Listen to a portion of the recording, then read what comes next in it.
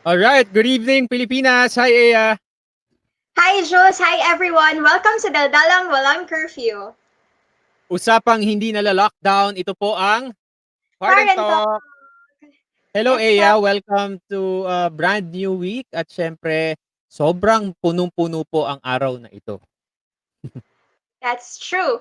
And dala namin ng iba't ibang updates ulit tungkol sa COVID-19 pandemic, syempre, at ang iba pang mga naging trending topics the past couple of days. Because then every Monday, we bring you some of the items you may have missed sa news. Pero syempre, filtered na ito, Jules, para di tayo masyadong stressed. So again, Jules, let's start with the COVID-19 pandemic. Yes, dito na lamang yan sa unang bahagi ng latest news.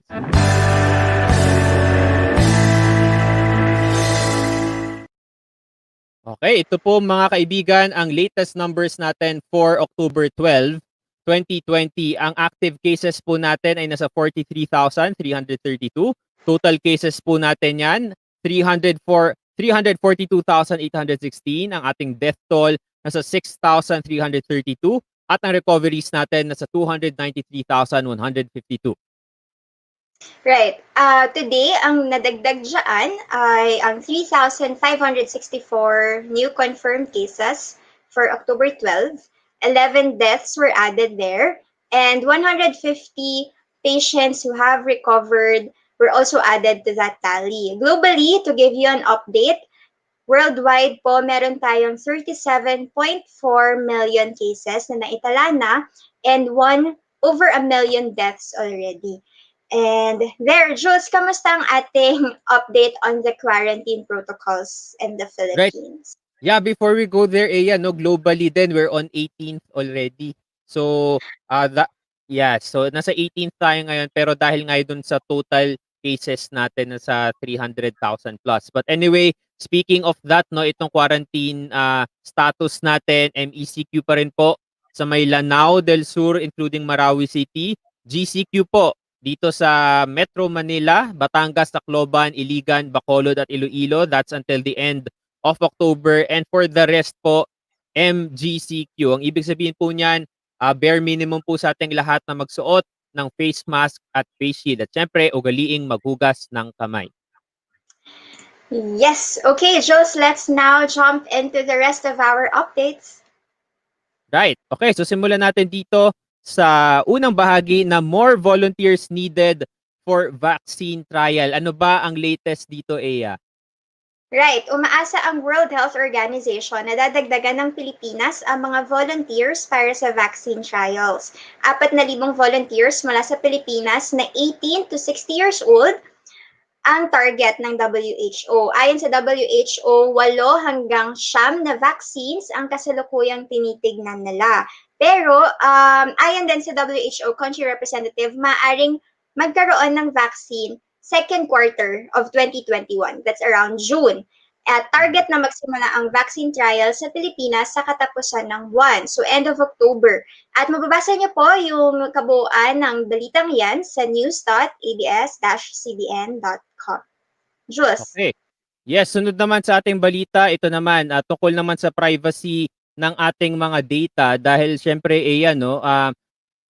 halos lahat ng mga lugar na pupuntahan mo ngayon hihingin yung mga details mo, 'di ba? And it's been an issue for the longest time kung paano nga ba mapapangalagaan yung data na binibigay natin. Kaya naman may update tayo patungkol diyan. Ito po. So paalala ng National Privacy Commission sa mga establishments sa siguraduhing walang paglabag sa data privacy rights ang paggamit sa contact tracing forms. Yan ay matapos makatanggap ng mga reklamo ang komisyon tungkol sa kakulangan ng data protection measures sa mga establishments na nangongolekta ng personal information para sa contact tracing. Paalala ng Privacy Commission, kailangan magkaroon ng transparent privacy note at proper disposal mechanism ang mga establishments. Ang mga kumpanyang lalabag sa panuntunan ng NPC ay maaring makatanggap ng cease and desist order o pagkabilanggo ng hanggang 6 na taon. Maaari rin silang pagmultahin ng hanggang 5 milyong piso. So tandaan po natin sa mga businesses natin, I understand, of course, ako bilang business owner din, alam natin na kailangan natin bumangon, pero syempre hindi natin hiningi yung mga data na yan para mag-promote din ng ating product sa kanila. So para po yan sa contact tracing, hindi po para matrace para bumalik po sa inyo at bumili ng bumili. Also, Jules, may mga reports din, even on social media, may mga nagpo-post na random people are texting them for other reasons na nakita lang ang kanilang contact information dito sa mga contact tracing forms. Kasi yung iba naman, di ba, parang logbook lang na nakabukas. At kahit sinong sinundan mo, makikita mo kung ano yung mga phone numbers and addresses of the people before you. So, yung iba dyan, di ba, may mga drop box talaga. So, you have to fold your paper and then drop your slip.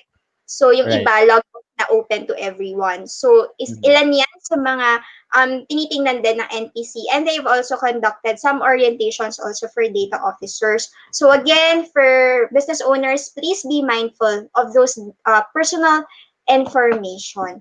Right, on to our next update.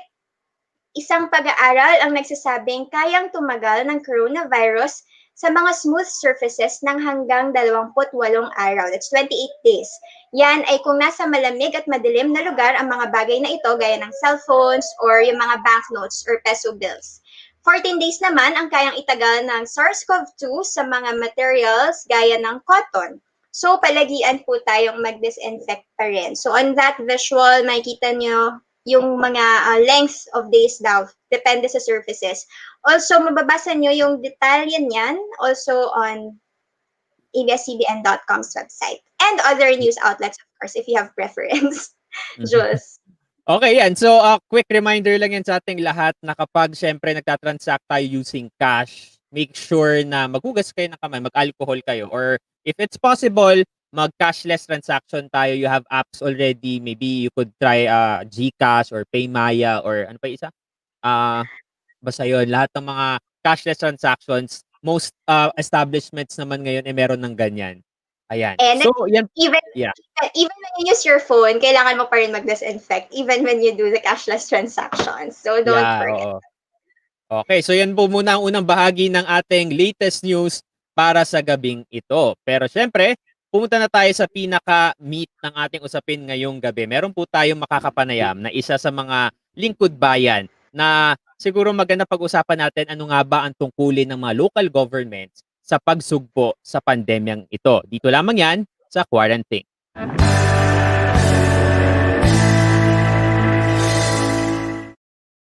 Ipakilala mo na ang ating guest. Yes, kasama natin ngayong gabi ang President ng Union of Local Authorities of the Philippines or ULAP at Governor of Quirino Province. We have Mr. Dax CUA. Hi, Gov Dax. Kamusta po? Okay. Mag-unmute muna unmute lang muna si Gov. Gov. Nandun po siya sa tabi ng cam. Ayaw nang mag-unmute kay Gov. Sige. Pero anyway, we're very thankful. Si Gov Dax ang pinakaunang governor actually na guest natin dito sa Quarantalk. And this is our, ilan ba tong episode? 61st episode. So we're very happy. 61st na. Oo. Yes. Ayan. Sige, we'll try to, ayan. So, naalam ng ni Gov ngayon kung paano. Pero happy tayo na nandito si Gov kasi he's not only representing Quirino, he's also representing the organization, itong ULAP nga. Yung organization nila, sige, babalik si Gov maya-maya. Pero yung ULAP kasi ever since di ba yan yung nagbubuklod-buklod ng mga local governments din patungkol sa kanilang mga activities and mga programs sa local government. Okay, he's back. Hi Gov, ayan po. Hello po, good evening. Okay. Hindi sanay Magandang gabi. Ayan sir, magandang gabi po. Opo. As mentioned sir, kayo po yung pinakaunang governor na guest namin dito sa Quarantalk ever since we started last April. Okay, simulan na natin. Yes. Okay, simulan natin. Kasi aside from being the governor, of course, Gov Dax has been heading ULAP. And for the past couple of weeks or even months yet, we've been holding a series of webinars called #Forward Strategy, which is a dialogue with government agencies tungkol nga sa way forward dito sa pandemic. So maybe Go, we can start there. Bilang tayo ay nasa Quarantalk and we talk about all the public's concerns pagdating sa pandemic. So isa sa mga topics that you had recently ay tungkol sa pag-support sa small businesses. So can you share with us some takeaway from that particular session that you had? How do we support small businesses and local economies? Thank you, Jules and Aya. Guys, salamat ha. First of all, it's a pleasure to be here with you tonight. Saka sa lahat ng inyong fans and viewers. Million siguro ang inyong mga viewers and fans. But yung forward, yung ULAP kasi, let me start with ULAP if you don't mind. ULAP kasi is samahan ng lahat ng mga LGU at ng mga local officials. So, mga governors, mayors, mga barangay captain, yan, mga vice governor, mga councilor, name it, all local officials and leagues ang kasama ng ULAP. So dito sa aming, isa sa mga naging project natin, yung nasabi ni Aya na forward strategy. Ang forward, it's basically just a dialogue. So, nagkaroon kami ng dialogue sa Department of Finance at saka Department of Trade so far. Pero hopefully madagdagan pa yung mga dialogue. At doon sa Department of Trade, dyan namin napag-usapan yung mga MSME na sinabi ni Aya. Kasi alam nyo talaga, karamihan ng mga empleyado, around 90% of people employed in our country are employed by MSMEs, mga medium, small, and micro enterprises. So, napakahalaga. Nung nag-quarantine tayo, sila pa naman ang pinaka-apektado ng lockdown. No? Bumagal yung mga business nila, nag-lay off yung iba. Alam ko marami dyan, ayaw sana mag-lay off pero napipilitan. So, kawawa rin yung mga empleyado. Daming problema talaga. And so yun, so isang napag-usapan namin doon kung paano matulungan yung mga MSME. At maganda naman ang naging plano ng Department of Trade at ng ating economic team na binigyan puwersa ng Bayanihan 2, batas na sinulong ni Pangulo at pinasa ng Kongreso at Senado. So parang joint team effort naman ito. And marami naman natutulungan. Meron silang mga small packages, meron silang help for businesses in distress. Meron silang training naman para sa mga empleyado na in between jobs ngayon para makahanap ng trabaho. So yan yung mga pinag-usapan namin. And malaking pondo rin ang inilaan ng gobyerno para magbigay ng tulong sa ating mga MSMEs. Ayan, Gov, talagang very helpful po yan para sa lahat ng MSMEs. Gaya po na nabanggit ko kanina, kami po dito sa Metro Manila may mga MSMEs din kami and talagang ang dami namin nakita mga nagsara. So talagang very helpful po itong ginagawa ninyo sa ULA. Pero beyond this very notable project po, program na ginagawa niyo for MSMEs, let's zero in, Gov, dito sa mga best practices ng mga LGUs pagdating dito sa COVID-19. So it's been more than 6 months already. From your end, sir, as the head of ULAP, ano pong nakikita nyo siguro parang very strategic and very concrete response na ginagawa ng mga local government? Thank you, Jules. Sa tingin ko kasi medyo hindi masyadong na-highlight. Pero ako, I had the unique opportunity. Nakita ko kasi, I had a front row seat sa mga pangyayari, mga innovations sa mga LGUs. Ang daming kahanga-hanga. Ang dami talaga. At sacrificing talaga yung mga LGUs, doing their best. Meron yung iba, nagbibigay ng mga food packs na hindi canned goods at bigas. Talagang may gulay, may pechay, may live na manok na binibigay. Talagang sariwang-sariwa. And then, meron namang iba gumawa ng mga mobile palengke. Meron naman nag-establish ng mga laboratories. Iba-iba. At kanya-kanyang mga innovations depende sa pangangailangan ng kanilang mga kababayan. So, marami na sa tingin ko in their own locality siguro na-highlight at na-appreciate sila ng kanilang mga mamamayan. Ngunit siguro kulang sa pag-share ng good news in the national stage. Pero napakarami. Baguio City, who was very good at testing and tracing. There's a Tarlac province that has a high-tech application, tsaka mobile palengke, at marami pang mga innovation. On your case po, what would you say would be your guiding principles when it comes to deciding on COVID-19 response in your local government? Sorry, please naman pwede pakiulit. Medyo Yes. nag-choppy internet ko. Okay. Yes. In your case, what would be your guiding principles when it comes to deciding on the COVID-19 response for your locality? For us dito sa Quirino province, by the way, baka hindi pa kayo nakarating, ini-invite ko kayo. Sige po, pag Especially okay when na po. tourism resumes. Okay, so malapit na siguro yan. Slowly we plan to resume slowly. But yung dito sa Quirino, ako very blessed napakaswerte ko kasi ang mga kababayan ko dito, they have a very strong sense of community.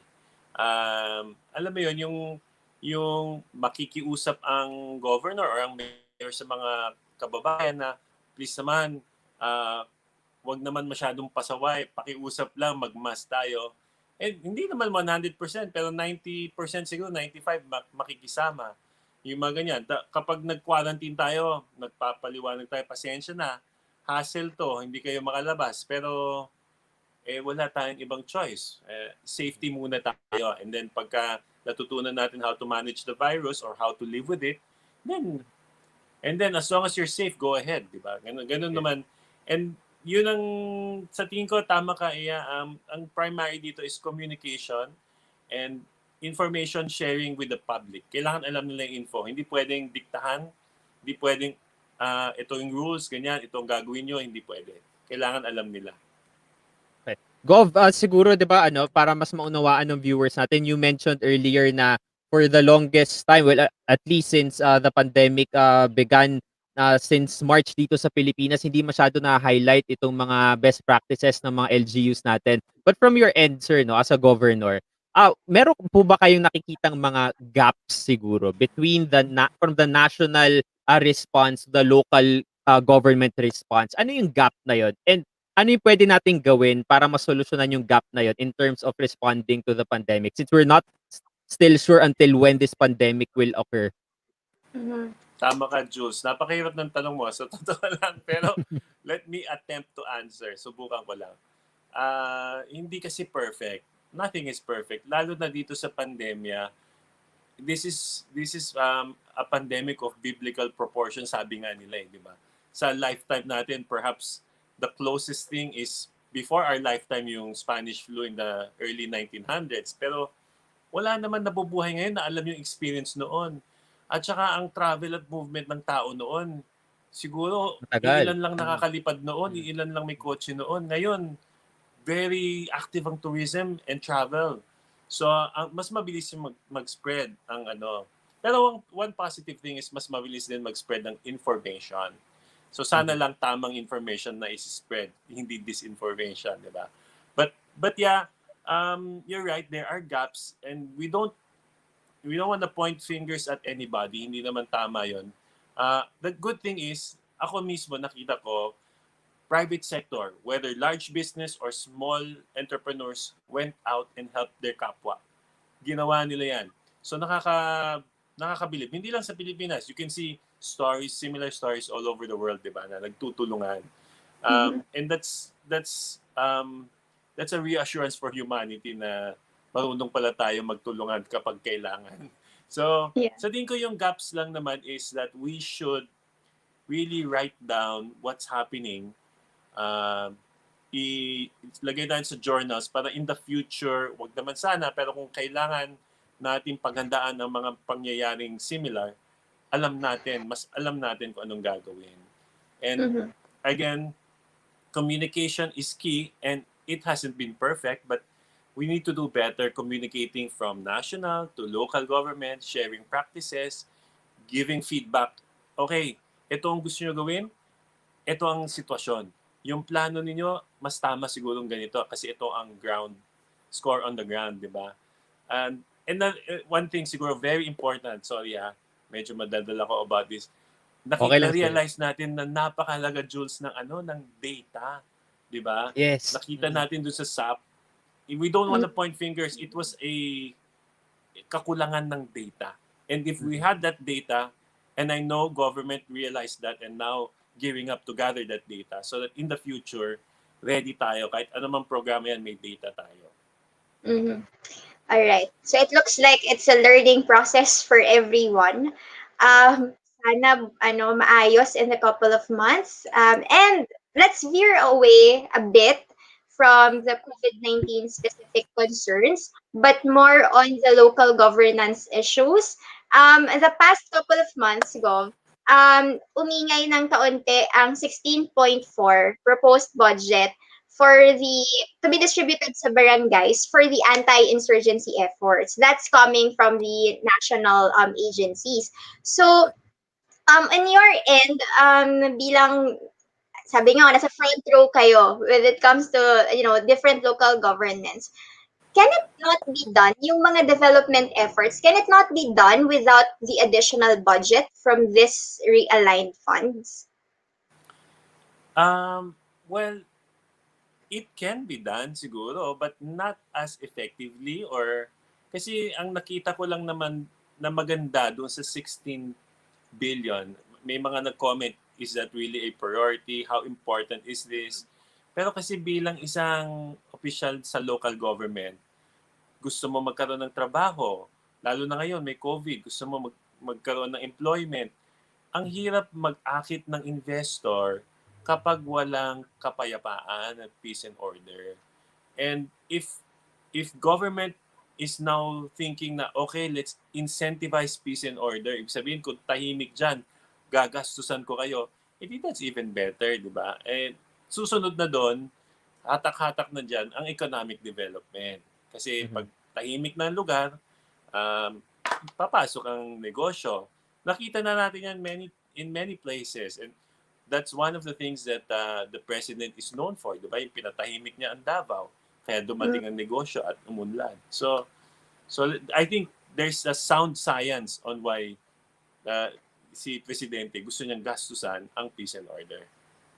Sir, Governor, let's try to make sense out of it. No? When we're talking about insurgency, from your end as a public official, parang ano po yung usual causes siguro why insurgency happens in a particular area? Ano po yung nakikita? Ano po yung perspective ninyo dyan? Jules, sad to say it, pero aminin natin, kahirapan ng buhay talaga ang unang ugat niyan. Una, kunyari, mahirap ang buhay mo, kulang na kulang. Tapos pangalawa, feeling mo pa, wala kang boses, wala kang malapitan na gobyerno, hindi ka napapansin, nabibigyan ng hustisya ng iyong pamahalaan, parang mas madali kang mahatak sa paniniwalang magbuot na lang tayo ng armas against the government kasi wala naman silbi sa atin. But if government is really spending and taking care of you, and you feel na inaalagaan ako, may pag-asa kasi si gobyerno, pinapaaral yung pamilya ko, whatever, services is available, baka naman mas hindi magiging successful ang insurgents. So parang social pa rin may pagka-social problem pa rin. Yeah. Interconnected nga ang mga issue na ito. Nagsimula na ang voter registration ng COMELEC. They opened the voter registration earlier this month. So on your perspective, what would you say would be the top 3 characteristics maybe of a good elected official? Nako, kanya-kanyang yan di ba? Kanya-kanyang value ng tao, kung anong gusto niya, hinahanap niya. Pero sa aking experience lang, kung ako ang boboto, ang pipiliin ko, una, yung may malasakit, yung may compassion. Hindi yung fake malasakit, hindi yung pag may camera, may compassion. Pero yung talagang malasakit, kasi yon doon lalabas lahat doon mag-ugat lahat. Meron kang care for your kababayan, kaya mo gustong magsilbi, kaya hindi mo sila nanakawan, kaya gusto mong mag-sacrifice, Kaya kahit pagod ka, gagawin mo kasi may malasakit ka talaga. So, yung tunay na malasakit, number 1 yun. I think that's irreplaceable. Number 2, kailangan naman may kakayahan. Dapat may competence. Kasi kahit naman may malasakit ka, gusto mong tumulong, pero kulang yung competence, baka hindi magresulta sa best possible outcome. So, hindi naman ibig sabihin dapat matagal na siya sa gobyerno. No? Hindi naman yun ang ibig sabihin. But there's a track record somewhere, whether in private sector or in business, na nakikita na maayos na tao, magtrabaho, ganyan. And then lastly, siguro yun nga, yung work ethic. May konting sipag naman. Yan. So, para naman maasahan ka ng tao, hindi yung, oo nga, mabait ka nga, mahirap ka naman hanapin, di ba? Kailangan yung may work ethic na tama, na maasahan, professional. Pag sinabing mong gagawin, mangyayari naman. O tutuparin naman. So, yung mga ganung bagay siguro. Okay, so compassion, competence, saka work ethic. Yan po yung suggestion ni Governor Dax Cua sa atin sa pagpili ng susunod ng mga leaders natin. Pero from the side of the voters naman, kasi as per COMELEC, maraming mga kabataan yung magiging eligible by 2022. So para sa mga first-time voters natin or sa mga magpaparehistro pa lang, from their end naman po, ano po yung dapat nilang maging mindset sa pagboto nila mismo? Bilang botante, ano ba yung dapat na meron sila? Bilang botante, sa tingin ko, kailangan natin seryosohin eh. Kasi it may become, kasi minsan pagka botante, no, ako rin, di pinagdaanan ko. When I was 17, I was so excited to vote kasi nga gusto ko na mag-cast ng vote ko. Kailangan seryosohin natin. Pero at that time, feeling ko, isa lang naman ako eh. Ilang milyon-milyon boboto. Ano bang difference nito? Tapos, may mga tao nagsasabi na, ito kailangan iboto ko kasi ito may pag-asa manalo. Ito gusto ko pero mukhang walang pag-asa manalo to eh. So ganun mag-isip. Ganun din ako mag-isip noon. Pero sa tingin ko ngayon, iboto mo lang yung gusto mo talaga. Iboto mo yung gusto mo, what you think is right. Take it seriously, please. Kasi hindi to joke. Lalo na yung mga bata, this will affect you more than us. Di ba? Kasi kayo yung mabibigyan ng serbisyo ng mga ihahalal ninyo eh. So, take this seriously. Just choose the one you like. And then have a basis kung bakit mo pinili. Magko-comment din ako. Sana magkaroon tayo ng best candidates for 2022. Kasama ng voter education at voter registration campaigns natin.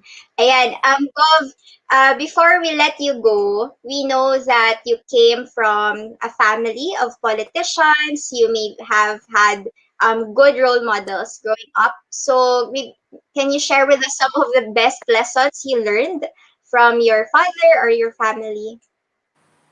Thank you, Aya. Alam mo, sa being in a political family, may benefits, meron ding may mga negatives din. Una, ang negative dyan, dahil yung tatay ko ay public servant nung bata pa ako, yung time niya talaga talaga isi-share niya yung time, isi-share namin yung aming ama at magulang sa taong bayan. Kasi may obligation din siya doon. Parang dalawang pamilya. Pamilyang kami, pamilyang malakihan.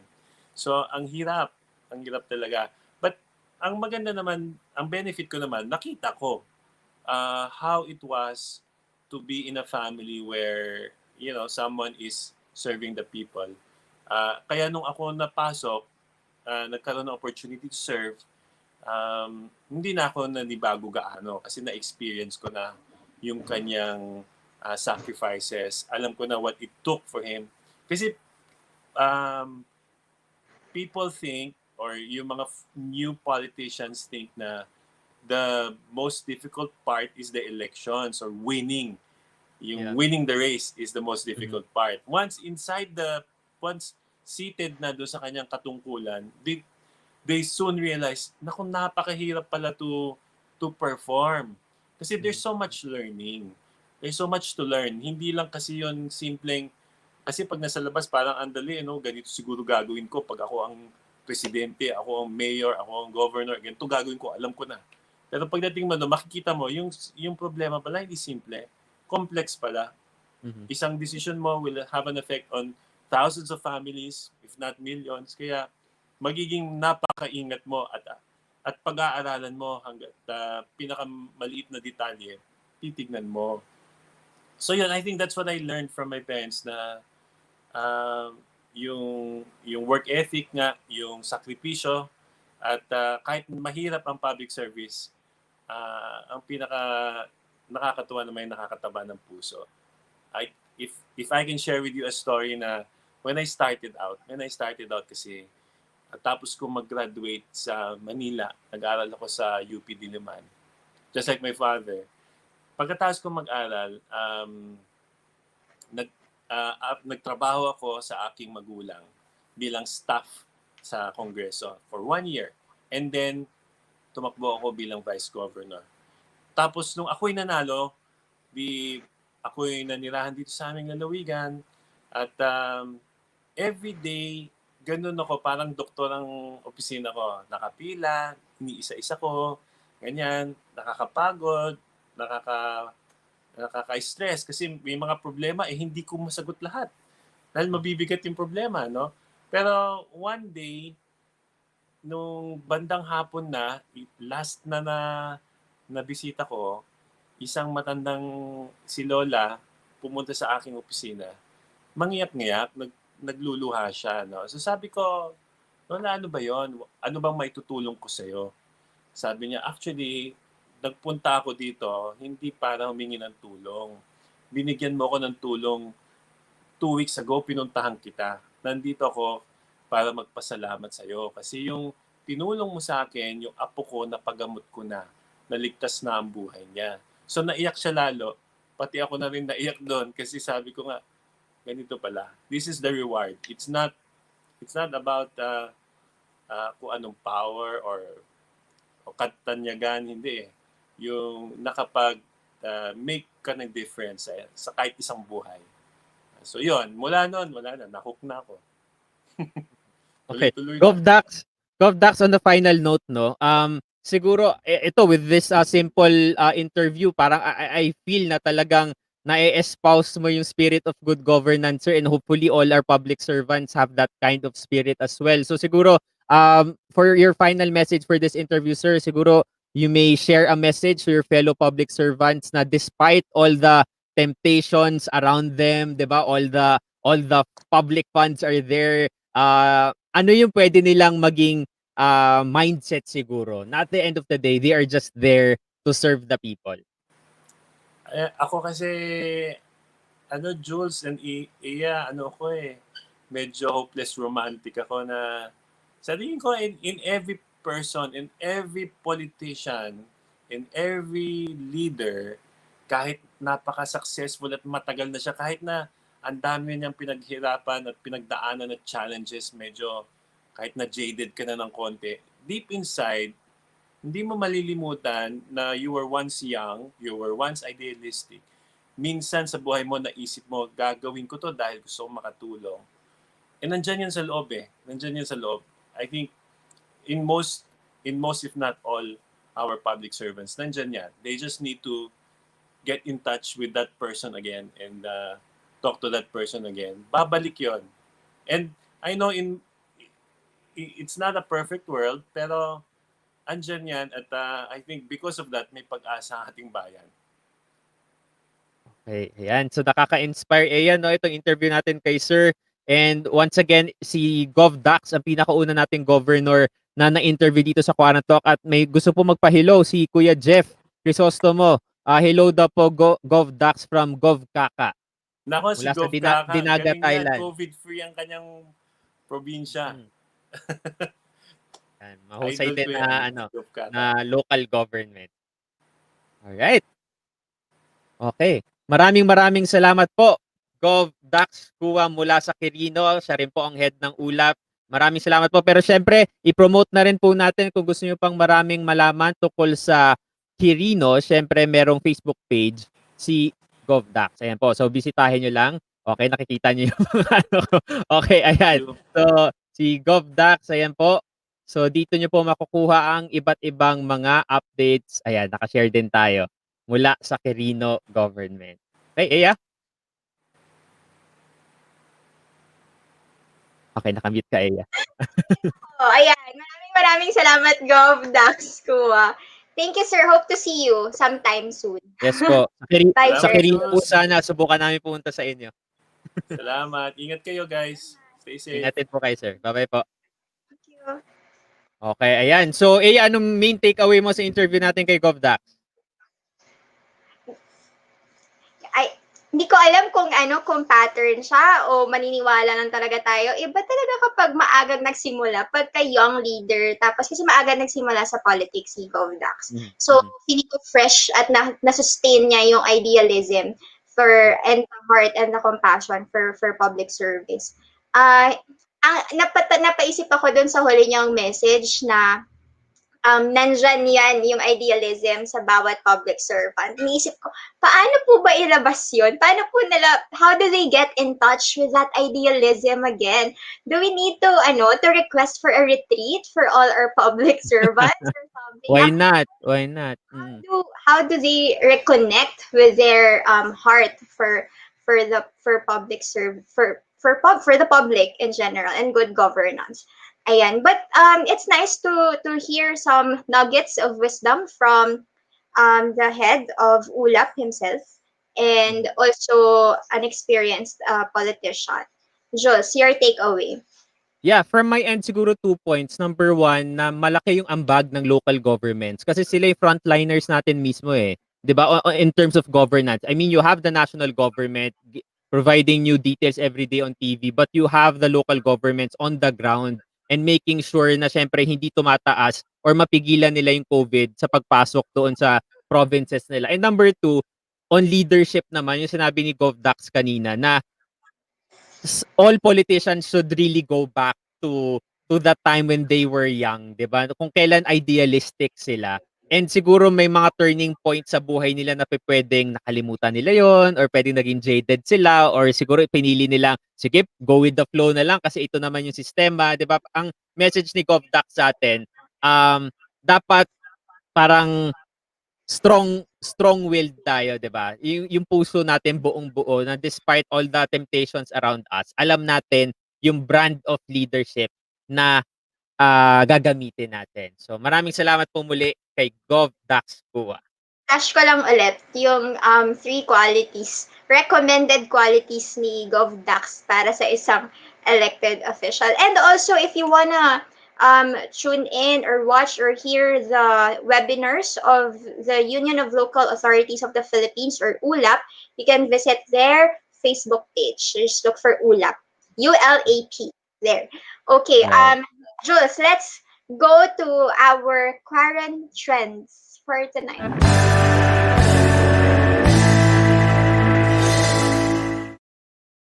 Okay, syempre dito rin sa show natin linggo-linggo ay sinisilip natin ang mga trending topics para sa bawat linggo or bawat araw. Syempre, alam na alam natin kung ano nag-trend ngayong araw bukod sa nanalo ang Lakers.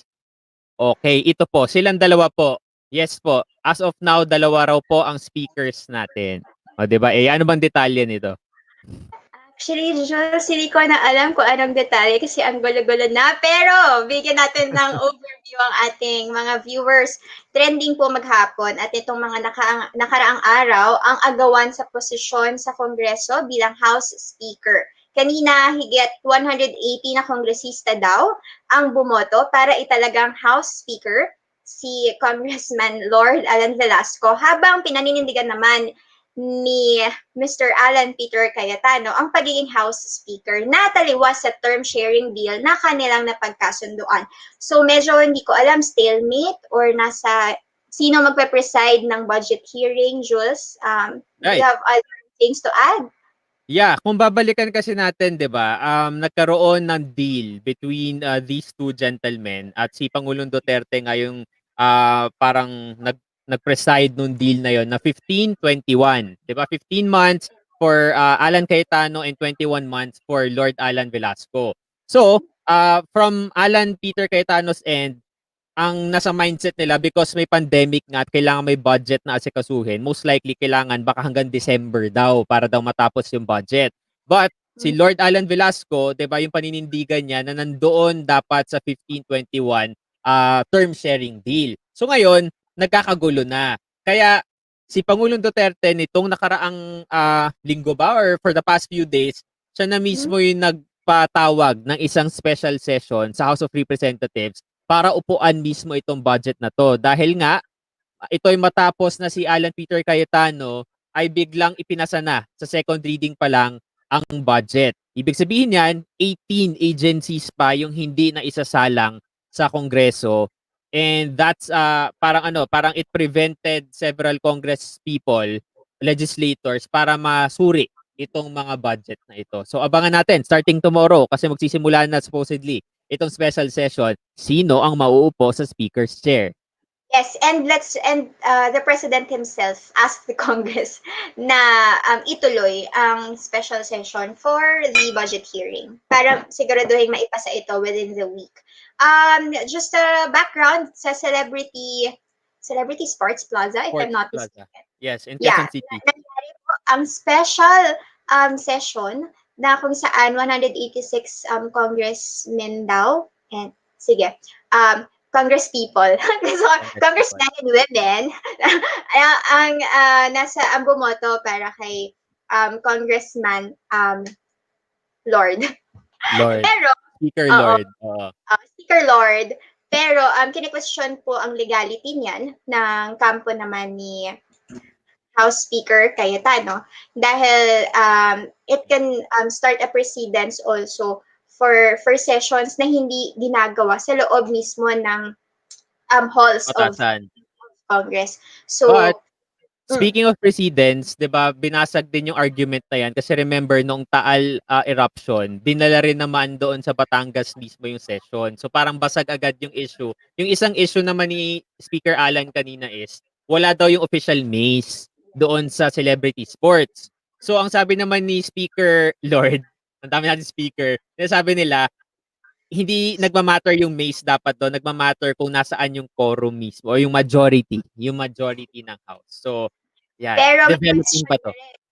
Jules, may question pa rin dahil according sa Cayetano Camp, 200 plus na kongresista ang meron sila sa kanilang hanay. Pero paano nagkaroon ng 186 sa kampo ni Speaker Lord? So, ano ba daw sila? Mga flying voters, ghost voters, or nakalimutan ko anong term ang ginamit. Pero saan galing ang numbers? Diba, kailangan din natin ng listahan. Parang yung listahan ng 70 congressmen na bumoto against the ABS-CBN franchise. Nakalista yung pangalan. So, you might wanna have that list also. Alright, Jules, moving on to our news update. Masalimuot ang issue na yan. Pero anyway, tuloy-tuloy pa rin tayo. Ang sunod naman natin ay, okay, isi-share ko lang po. Ayan, okay. Susunod na balita, isang grant na may halagang $213 million o 10.8 billion pesos ang ipinagkaloob ng US sa Pilipinas. Ayon yan sa Department of Finance na nagsabing ang grant ay gagamitin para sa 5-year program na tinatawag na Economic Growth and Democratic Governance with Equity. Para rin ito sa pag-develop ng startups and small and medium-sized enterprises at economic hubs sa bansa. 3 grant pa ang inaasahan mula sa US na para naman sa Department of Health, Department of Education at sa National Economic and Development Authority. Yan po ay mula sa Estados Unidos. Ayan, mukhang buhay na buhay pa rin naman ang US-Philippine ties. Salamat sa grant. Okay, also, sa iba namang mga balita ay, ayan, kung gusto nyo palang mabasa yung mga detalye ng mga updates na binigay namin kanina, just for tonight, mababasa nyo lahat yan sa news.abs-cbn.com, but there are also details on inquirer.net and Philstar. Okay, Jules, next to our ambag for tonight. Yes. Syempre, every week din po, we feature the ambags that we could konyo. Lahat ng mga ambag na pwede natin pag-usapan, dito lamang yan sa Ano ang Ambag Mo.